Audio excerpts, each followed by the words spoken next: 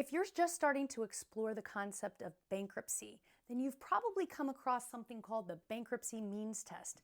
And today I'm going to explain to you how we calculate whether or not you pass or fail the means test. And why is that so important? Because if you pass the means test for your state, you get to file the easy bankruptcy at Chapter 7. My name's Adrienne Hines. I'm a bankruptcy lawyer from Northwest Ohio, and I take away shame and embarrassment from the discussion of debt. So let me explain to you how we calculate the bankruptcy means test. Remember, at the very end of this video, I will have a chart that shows you what the Ohio means test is. Yours is going to be different, but let me explain to you how your lawyer is going to calculate it wherever you live. This right here is going to represent 1 year's worth of time.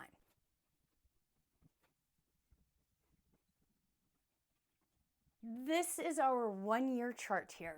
Right down here is December, middle of the winter, January, February, you get the concept. Bankruptcy means test is always going to be calculated on the last 6 months of income that you've earned.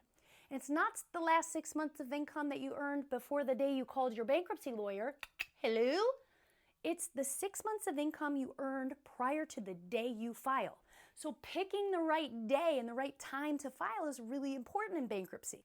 Let's pretend that you are going to file a bankruptcy on May 1st, and we need to calculate what your income is. We're going to go backwards exactly 6 months. So I'm literally just going to do this thing right here. If you're filing in May, I want all income back to November 1st.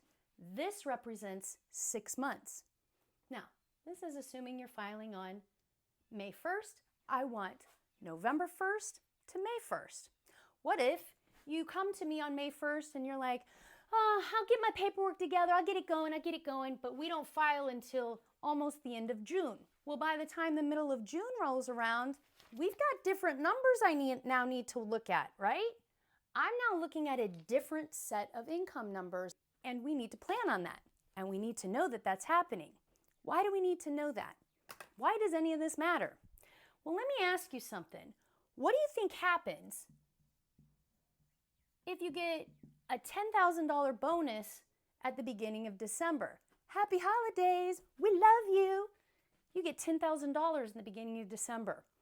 Well, how is the means test calculated again? We take the last 6 months of income. What do we do with it? We take all of it, all gross income, large numbers, the largest number on your pay stub. It is gross income, not after tax. Gross income for the last 6 months. We take it all, add it together, and double it for a year number. Your yearly income is always based off the last 6 months. So what happens with this $10,000 bonus December 1st? Anybody know what date we would want to wait to file our bankruptcy in order to ensure that this number didn't artificially inflate what we can really afford and double in a 6-month average? That's right. If you received a $10,000 bonus on December 1st, you're going to want to wait until at least after June 2nd, because a 6-month look back is going to include this $10,000. Now, the problem is that if it's in your 6-month look back, it's not 10 grand, it's going to double to 20, and it's going to not be representative of what you've really earned, right? But it would still screw you. If you waited until July to file, and this 6-month drops off when you file it this time, you would have to notify the court that you anticipate a $10,000 bonus in December, but in most courts, it's not going to be included as an average to average out all of your income. Some courts do use it as an average if it's consistent and you get it every year. So ask your lawyer about that. Let me ask you another thing.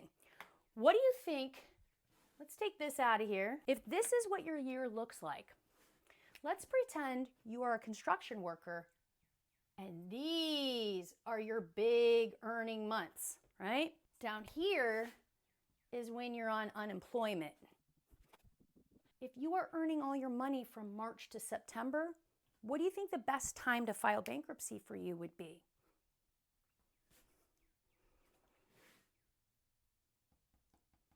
The further you can get away, The more your average drops down, the better off you're going to be. Now, we do understand that your income's going to go up. We do take some of this into consideration at times. But most importantly, knowing that the 6 months going into the bankruptcy are your lowest months can help you. If you're in a 13, this is what's going to determine what your payment is going to be. So you wouldn't want to determine your payment during these months, right? If you want to get into a 7, you have much more chance of qualifying if you can get a 6-month window where your income is reduced. If you have been laid off, if you have lost a job, if you've had to go off and have surgery, those are good to have inside your last 6 months. We don't want you to have the best earning years of your life. You're a car salesman. We don't want you to have just sold all the good car. We don't want you to have just sold the Benz and the Bentley and all the stuff, right? That's unusual. We want to get that past your 6-month look back. So the way that a bankruptcy means test is calculated is always 6 months backwards, and every day the needle moves. So if you come to me today and you say, hey, I have one job where I make this and I have another job where I make that, and I say, oh my gosh, well, those 2 jobs make you not qualified. But if you decided that you didn't want to work 2 jobs, you wanted to spend more time with your kids, or you had to go off and have surgery, or you needed to take some time away, then we would want to file bankruptcy for you when we knew that the 6-month average after you left was nice and low enough for you to file a 7. Timing matters. Going to a bankruptcy lawyer sooner rather than later helps you understand when the best time for you to file is. And if you've got the room to move, if you haven't waited until the very last moment to talk to a bankruptcy lawyer, if you still have the ability to have time before you get sued or garnished or a repo occurs, then you have time to plan this. That's why I get paid the big bucks. That's why I get paid the big bucks. But seriously, talk to a bankruptcy lawyer near you. Link in my profile can help get you to a lawyer, and understanding how the means test works is really, really valuable when navigating the bankruptcy space. So good luck to you all.